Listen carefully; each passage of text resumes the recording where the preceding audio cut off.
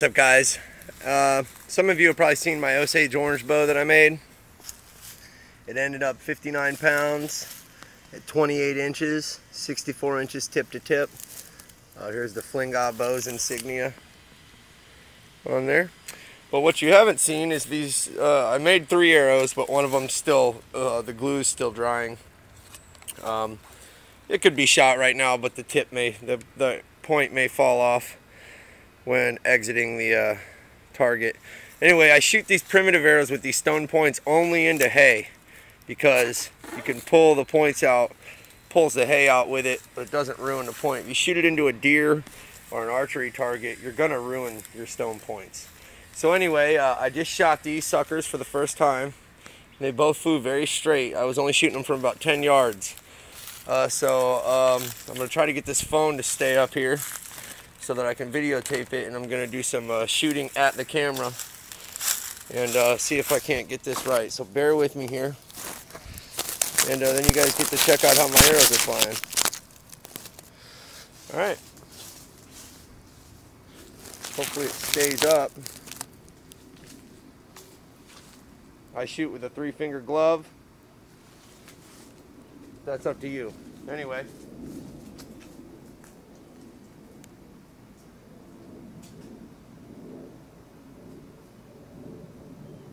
Shoot from about 15 yards. This first arrow that I'm shooting is 550 grains and it's 60 to 65 pounds fine.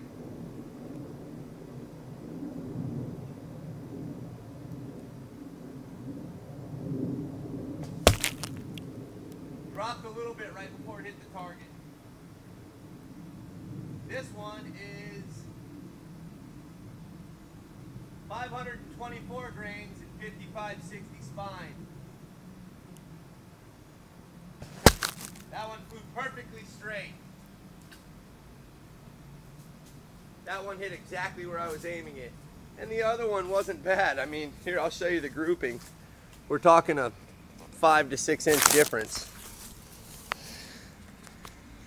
There's the grouping. They flew perfectly straight in. They're not cocked either direction. This one's the lighter 524. This one's 550 grains. They're both spined the same, 55-60, which is what this bow likes. Let's look at the penetration. This one with the little bit bigger head on it penetrated well. I've actually already killed a hog with that head. This is a head that I received from Allergic Hobbit. It broke and I had to resharpen it so it got shorter. But that's pretty good penetration. So far I'd say that's my #1 primitive arrow that I have with turkey feather fletches. And here's the second one. The penetration on this one was pretty dang good.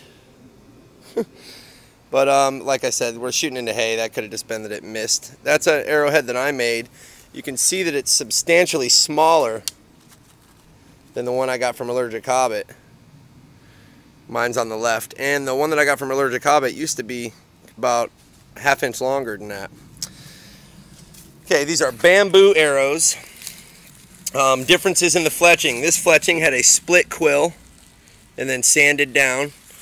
And this one is just the membrane on the outside of the quill. You know, I peeled these off by hand, and I think I'm going to do that to all of them now. Splitting the quill, you lose less of the feathers, but when you peel it, you get a way tighter, closer to the arrow bond, I guess. And this is just a back white-tailed deer sinew, and then I wrap it through the center. Some people wrap a little more than I do. I don't feel it necessary to wrap a lot, but you will get a closer, tighter arrow if you wrap it more.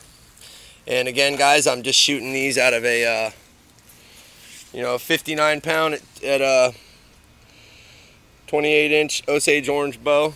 This bow has slight reflex tips. Self bow, shoots really good. So there you have it, guys. These are bamboo arrows with oak foreshafts. I always put foreshafts on my arrows, even if they're bamboo. Bamboo is a cousin of river cane, so I consider these to be pretty primitive arrows. for sure.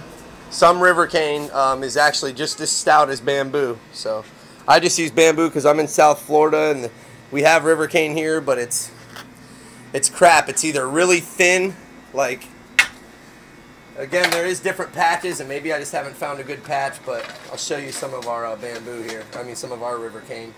Here is one type that we have. And as you can see down in there, it's super thin. You can bust it with your fingers, just squeezing it. I just broke that. And then the other type that we have, I don't know if I have any out here or not, but it's not circular. It's like oval shaped when you're looking at it at the end. The cross section on it's oval. And it's really heavy duty, but it's not even hollow. It's like got grainy stuff in the middle. It's real weird. It's river cane, but it looks like it's almost related to like sawgrass or something. I've found a lot of patches lately. I'm going to go check them out. But as of right now, I got all this bamboo. This bamboo is not green naturally. It's painted. This is dried bamboo, painted green.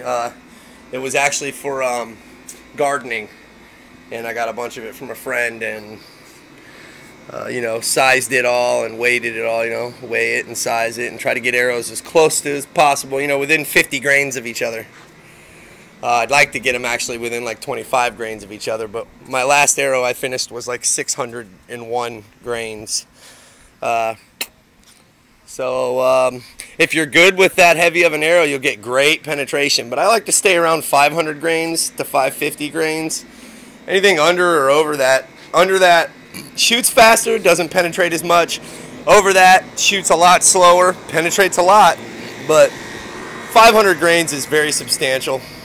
Shoot, 480 grains is pretty good. Anyway, hope you guys enjoyed this video. I'm Jesse Rush with Fling Got Bows. Take it easy.